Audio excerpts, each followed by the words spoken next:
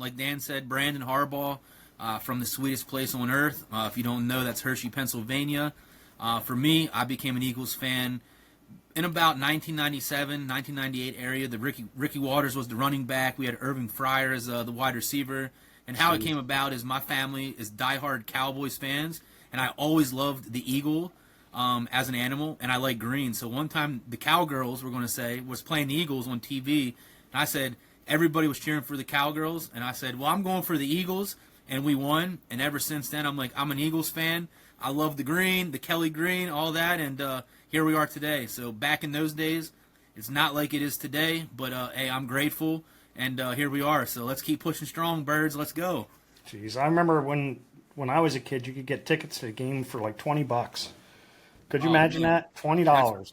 That's crazy. And I mean, we might get up to it too. My first Eagles game, my wife now was my girlfriend then. She took me to my first game, so I had to marry her, of course. But I believe we paid 2 tickets for about $600, and that was back in 2016. And they ain't that cheap no more, so they keep going up. But Not close at all. I looked at tickets this year, and they're up even more, which is obvious because I mean we're a Super Bowl champion, so you can't beat that, right? nah, you know what we say? Go birds, you know? Yeah, Go I birds. got to wait for them to try to get down to the Panthers so I can afford to go to a game. Yeah, or play the Giants. We'll take over MetLife, right? That's true. Yeah, Yeah. yeah. And we do this year for sure. So I think I might be planning the trip on that one. I Awesome. don't know. So I want to ask you a few questions. I'd like to know, like, what is your first memory as an Eagles fan? Maybe either going to the game or watching on TV. What do you kind of what sticks with you is like one of your first memories?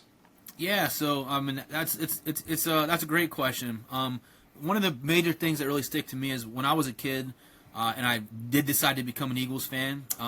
Was at a family cookout with my grandma. My family was all there. My grandma, my aunt, my cousins were all Cowboys fans, and they put this football game on, and I'm like, why are they so into this show? Because I mean, at the time, I'm a kid, maybe like 8 or 9 or 10 at that time, and they're cheering, and I'm like, hey, I see a bird logo. I saw the green. I said, hey, I'm gonna cheer for the other team.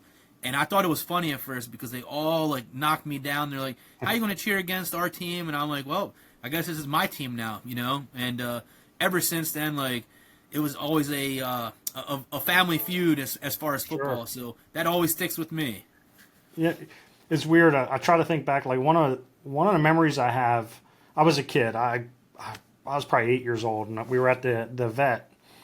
Guy in front of us was so drunk that I mean I don't know how he was even sitting upright. He ordered a hot dog, and the hot dog comes down. The hot dog vendor takes the mustard packet and sticks it in with the bun, so that way he can hand it down just with one hand.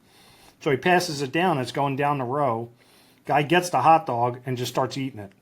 Ate the mustard packet, everything. It's like, how drunk do you have to be that you're going to chew a mustard packet? I mean, that was crazy. I remember even like my friend Brian was there. I'm like, Brian, look at this. He's going to eat that, and he ate the whole damn thing.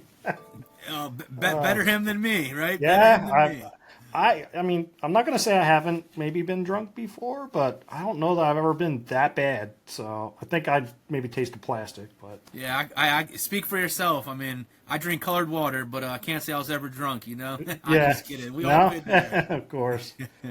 What do you think about how Nick Sirianni has kind of? I mean, really, the start of last season, there was a lot of calls for fire Sirianni, and he's doing a horrible job, and team imploded at the end of the last season or season 4 last. What are your thoughts on how he kind of turned things around, and what's your overall perception of him as our head coach?